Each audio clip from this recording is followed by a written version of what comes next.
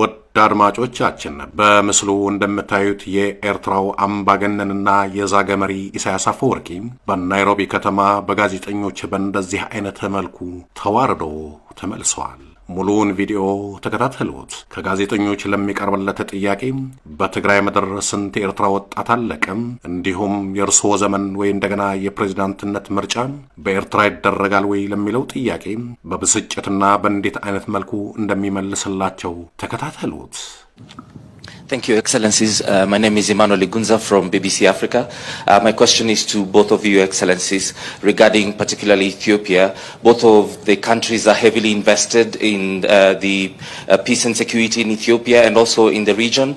And part of the agreement that the country had made was for the withdrawal of Eritrean troops in Ethiopia, in Tigray region. Have you discussed this, and how do you think about this in terms of taking forward the peace process?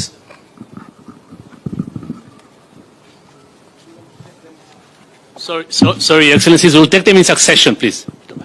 I've gotten the... Repeat what I said. Can you repeat your question again? I think the mic had a challenge at some point.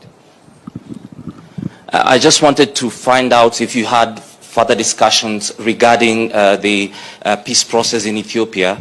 Part of it was the complete withdrawal of Eritrean troops in Tigray region, and how you see this as taking forward that peace process.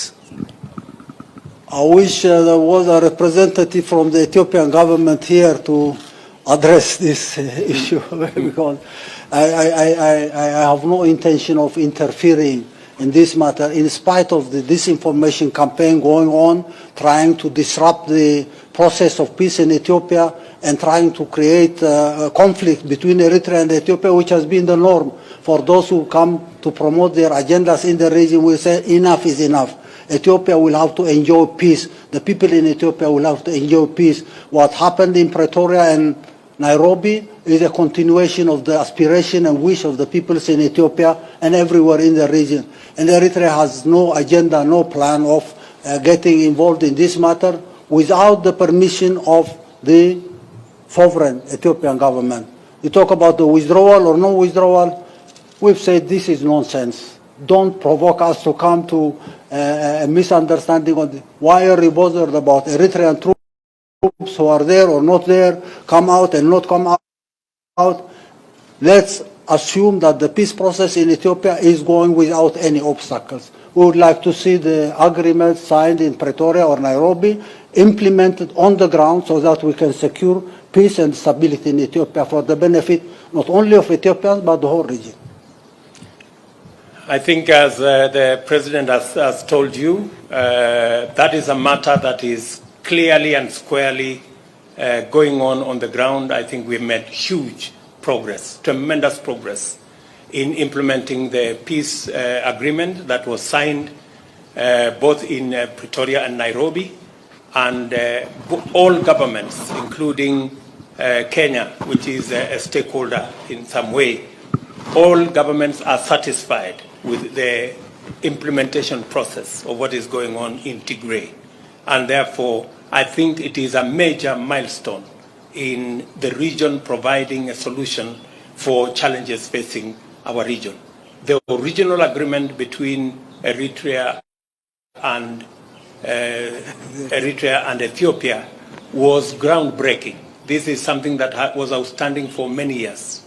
The fact that that was concluded peacefully in a progressive manner, and the fact that we are also making huge progress in ensuring that Tigray is safe and secure in accordance with the agreement that was signed is also testimony that the region is taking full charge of issues that affect our region. One thing probably I may add and say, if you don't want this Pretoria and Nairobi agreement to be implemented, don't make a pretext of Eritrean presence or non-presence.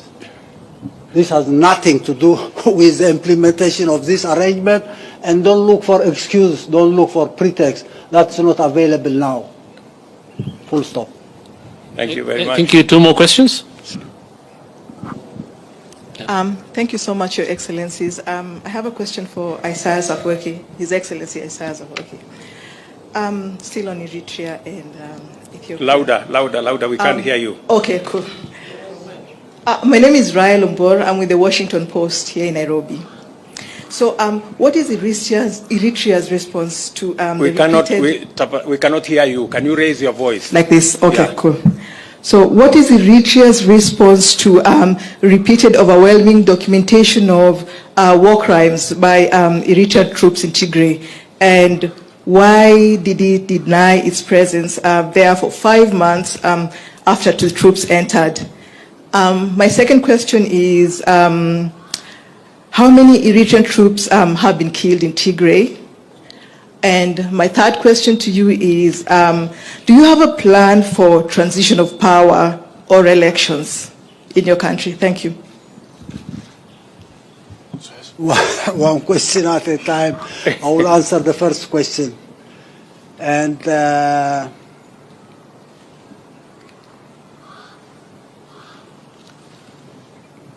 don't take Eritrea as a pretext for problems in Ethiopia or elsewhere in the whole region. First and foremost, I would like to repeat this again and again and say, why is it an excuse for anyone, Washington Post or anybody else, as far as Ethiopia is concerned? This agreement is signed. It will take time to be implemented on the ground, and it's up to the government of Ethiopia to decide on the mechanisms and processes of implementing this arrangement. Don't try to drag us into a situation. But again, this question will have to go to a factory.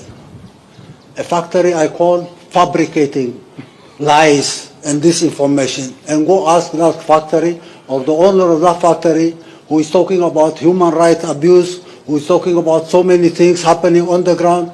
It's a fantasy of those who want to derail any peace process achieving its goal. If you are interested, I say you're wasting your time. Everybody talking about human rights, violations here and there, rape, looting. This is a fantasy in the minds of those who are owning this factory I call a factory of fabricating misinformation. Okay. I've got it. Hi, thank you. Kara Anna with the Associated Press. I would like to follow up on a couple of my colleagues' questions. How many Eritreans were killed in the conflict in Tigray? And also, what kind of succession plan do you have? Are you indeed president for life? And if so, what happens afterwards? Thank you. Same question. It's intoxicating you. These lies and fabrications are keeping your mindset in the wrong direction. I say correct that so that you can ask the right question at the right time. Thank you, Your Excellencies. I would now like to invite you for a tree-planting exercise. For the rest of the delegation, you'll be guided by the protocol for the luncheon, and the journalists will be guided where you'll take the pictures. Thank you. Thank you very much.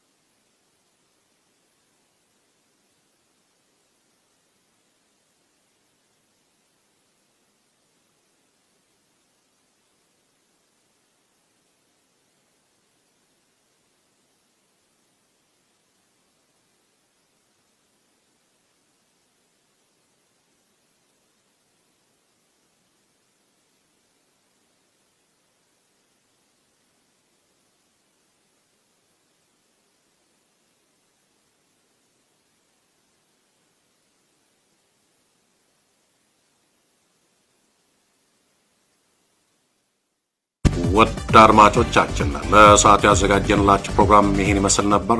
በቀጣይ እስከምንገናኝ ሰላም በያላችሁበት። ታማኝ ወቅታዊና ፈጣን መረጃዎችን ለመከታተል ቻናላችንን ታይም ሚዲያ ሰብስክራይብ፣ ሼር እና ላይክ በማድረግ ቤተሰብ ይሁኑ።